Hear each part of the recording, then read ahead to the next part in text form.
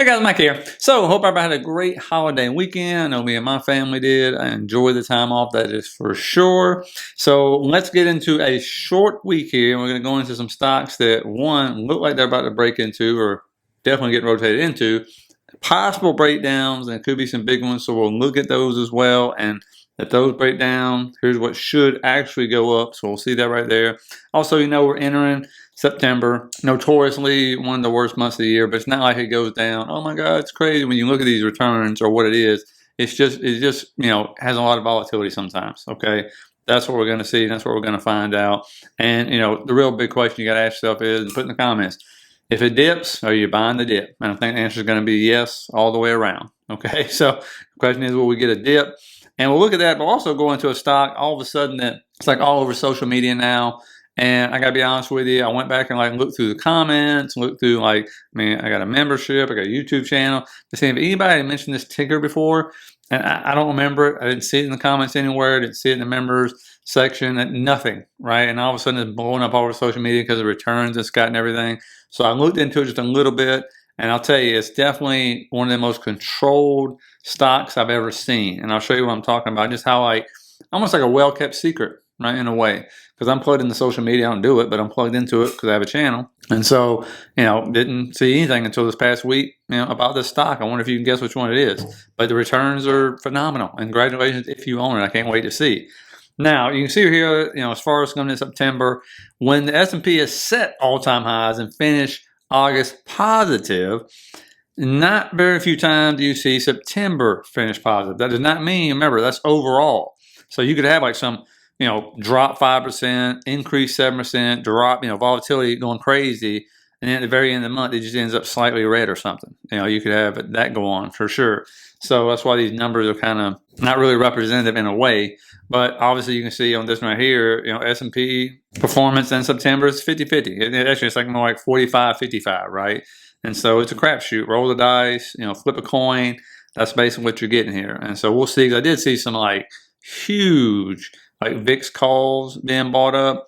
But again, that's hedging. That's what a lot of people are going to do. They're going to hedge this month because risk reward's pretty good. It could absolutely happen. And no doubt if you take a poll, would people rather be able to buy a lot of these stocks cheaper to ride them like crazy up through October, November, December? Absolutely. I don't know anybody be like, yeah, let me buy the stocks at all-time highs.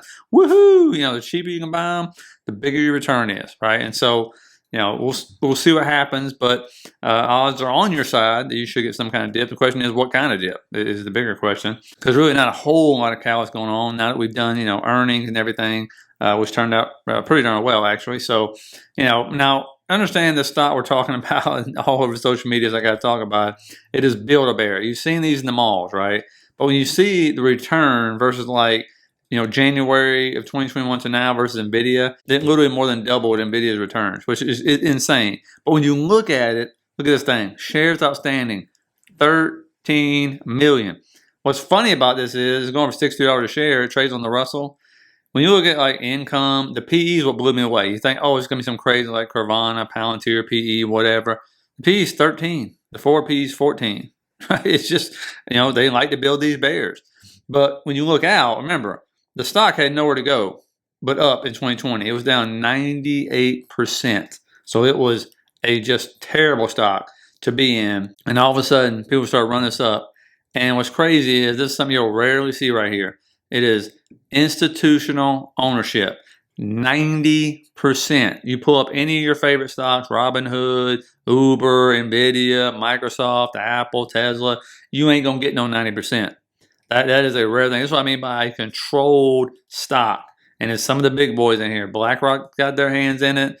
Vanguard's got their hands in it. Whoever, Pacifica Capital Investments, they own 1 million. You just go down and all of a sudden 5 institutions own half the stock that's outstanding, okay? And so the reason why I say it's so controlled and so weird to me, again, I don't remember hearing anything about the stock for 5 years on social media, anywhere saying, hey, you better buy this stock. I'm sure it probably happened somewhere. But again, when you compare it to all the other stocks you hear about, do you own this stock? I'm curious if you are. By the way, congratulations.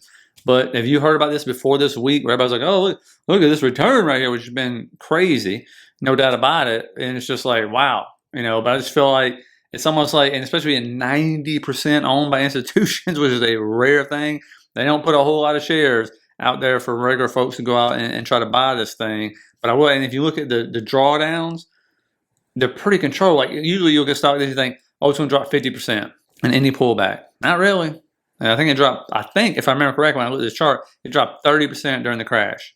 And normally a stock that's run up that far is going to drop much farther. But again, it just seems well controlled. And so I don't, no doubt in my mind, I will put this on my radar for the next like major pullback for sure, because it is so well controlled. But and then you look at those fundamentals, the PE, the forward PE, the growth in income. I was pretty surprised. I was like, wow, okay, that's a pleasant surprise. So let me know if you're in that one or not. Now, when you look at the S&P, let's just keep this simple. If we come down, guys, this trend line has to break. All you've seen recently is just nothing but fail breakdown to fail breakdown to fail breakdown. And so this trend line has a break. When it comes down, again, it's a daily. You got that trend line. You're going to have the imbalance. It's going to be sitting at basically, just eyeballing that. I'm almost betting money it's right below the golden pocket right there. Somewhere between 0.79 and golden pocket. If it did come down, 50 is right below it. But just see if that holds. Okay, it's bounced so many times before this. And this will all depend really on tech. Okay, the Qs usually perform worse than the S&P during September. Now, why do we know that? And what are we going to be looking for? We're going to look at XLK. If you look at XLK, this to me looks like a head and shoulders. And when you pull the neckline over, you're like, well, okay, let's see. I mean, it's not exactly, I don't think, textbook or anything, but there's the 50 moving average, right? There's the neckline. We've tested the 50 already once. Got the bounce on XLK. All right, this is the big tech right here. Loaded up with NVIDIA and all the rest of those big boys. And so if it does break and we measure out from the neckline to the head and we bring it down, the funny thing is it might be a coincidence. It might not be a coincidence. But when you pull out and see where that's going to put us at, it will be a perfect bounce point. It only puts it down 8%, by the way, so not even a big pullback. But guess what? Look at that. That is a very, very good level. I mean, it was resistance multiple times, all right? And I mean multiple times, like probably like 30. And so that would be a great bounce point. It would come into a gap. It's going to sit there and take out all that liquidity below it. And so again, if this comes down 8%, the stocks are coming down much more than that. And this, of course, will bring down the Q, but will also bring down the S&P. Okay, because this means the Mag 7 is coming down. And also when you look at the RSI, I mean, you've seen bearish divergence going on all the way back in like July. So is it going to play out? That's what we're going to get to find out. Let me know what your prediction is down the bottom right there. Again, great bounce point, but that's all you got to watch. Just keep it simple. You pull on the daily, it's not even below the 50 on the RSI, and the weekly hadn't even broke this moving average. So, it seems to be like it wants to when you look at it, just kind of like is rolling over there. The momentum is. Okay, so we'll see if that's going to happen, but that'll XLK is going to let us know exactly where this market's going to head for sure. If that does happen, normally what happens if the big tech's selling off, they're going to rotate money. Remember, money's just moving around the market, right? It's never really leaving it. And so this is why healthcare usually does so good in August and September when you compare it to the other months, because money just starts filtering over, and what has been underperforming. Healthcare would be one of them. Had nice moves up here recently over the last few weeks and stuff. This one just broke above this trend line right here. So could it head up to 322, 323, somewhere in there? Absolutely. If we do actually have tech perform, and then we're not going to get some big pullback or anything like that, even at 5%, then you can expect healthcare will most likely either go sideways or start heading back down, all right, towards that 50 moving average and all that. Tesla, again, this is not a head and shoulders, I get it, but you can clearly kind of see like, it would be nice, right? I mean, that would be too perfect for sure. Come down, bounce on the 50, form the right shoulder, take out the liquidity, bounce right or get rejected right off that trend line again and come down. Again, too perfect for me for that to play out. But we know how Tesla is, right? If NVIDIA starts to kind of pull back up or anything, then Tesla probably won't perform very well. If NVIDIA and chips start to sell down, you can see Tesla do the exact opposite. It has been disconnected recently. So let's see tomorrow if we get maybe a bounce up here, rejection back down right there, and then start to move back up. We'll see how it plays out. Let me know what you think about that one. And when we look at liquidity, I mean, you can clearly see, because this thing loves to search out liquidity. It's one of those stocks that just loves to do it, probably more than anybody else. But, if it does come down, let's see if we're able to hold right here. If this slows down descent, if this thing does want to sell down in the morning. And then, of course, if it comes back up, you can see clearly you got liquidity above, trend line, resistance right there. Down below, you have your 50. Liquidity be taken out there on some major imbalances. And I'll show you this many times. We just map these out, and it tends to follow these. So we're going to see what this one does tomorrow. HIMS, everybody's going to be watching for this 200 test right here, okay, at the golden pocket. If it comes down, gets this bounce after, you can call it, I don't know. I mean, I call that more of a pennant than a bearish flag. But again, it broke down right there. There's a 200. If it breaks a 200, it's going to come down to the level we talked about right here between 36.50 and 39.22 right there for the bounce. Okay, see if that can hold. Obviously, if it don't, then we're going to start heading lower. I get it. But again, you can see over here, we kind of just hung out around the 200, major move up. Here, we tested again. And so that's what you're going to watch for. So if it breaks below it, watch for the retest coming back up if we can get that right there. And this is kind of like all these other healthcare stocks. There's all kinds of news coming about each one of these and stuff.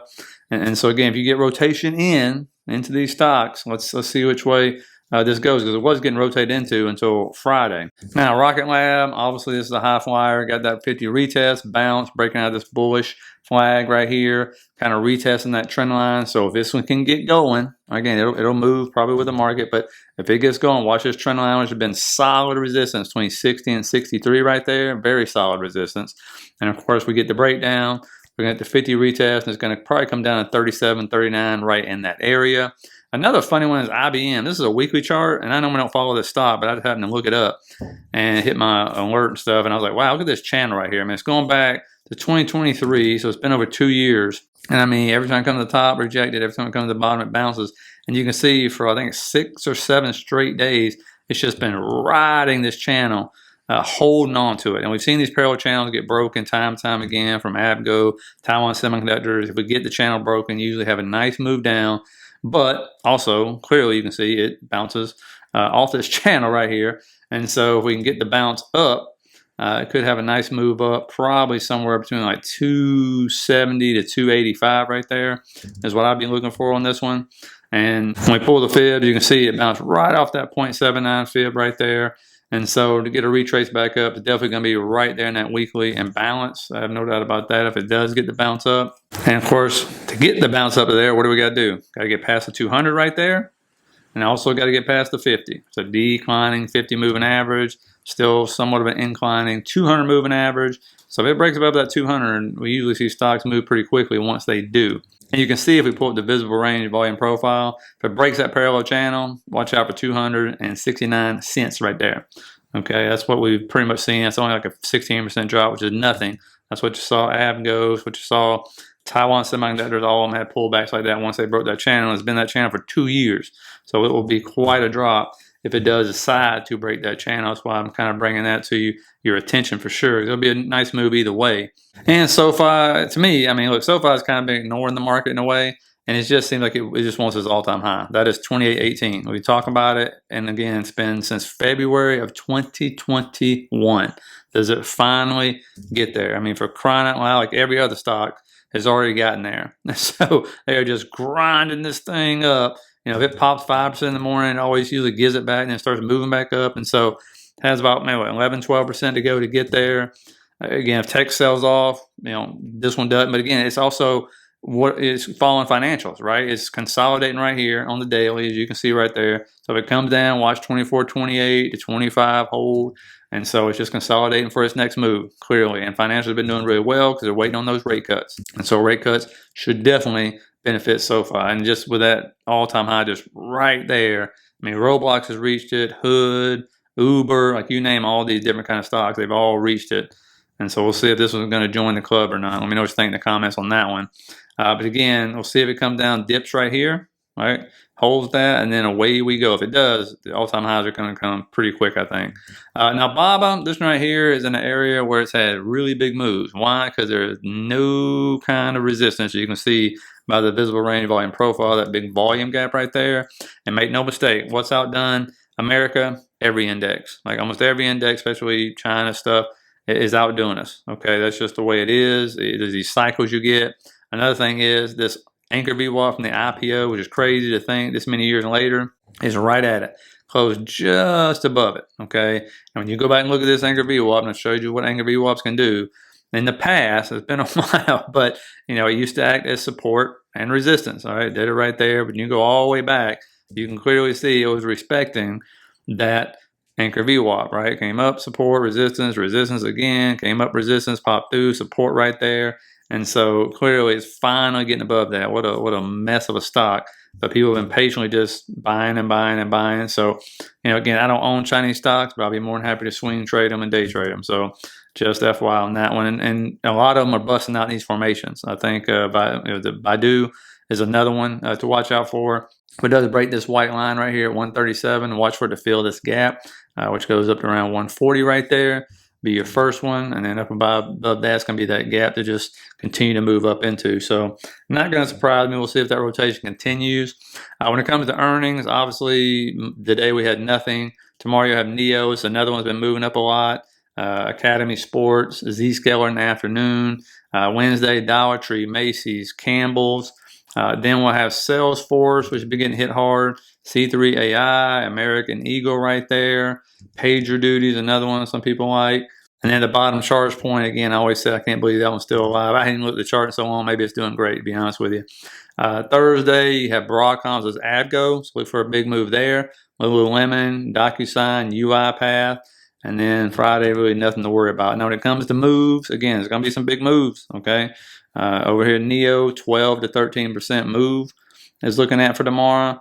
You come over here to C3AI, Macy's, all them, anywhere around 10% move over there. And Thursday, you got UiPath for a big one. And Avgo, not really that big a move. I mean, around 7% there on Thursday, as you can see. So, again, some nice, decent moves. Good luck if you're going to play any of those. Salesforce, not really a big one, around 7% right there. And then as far as news, we do got plenty of data coming out. Find your manufacturing PMI tomorrow, ISM PMI, ISM manufacturing prices, construction spending month over month. Wednesday, JOLTS job opening. So we do got JOLTS job opening. So that's why I kind of expecting a lot of volatility this week. Factory orders month over month.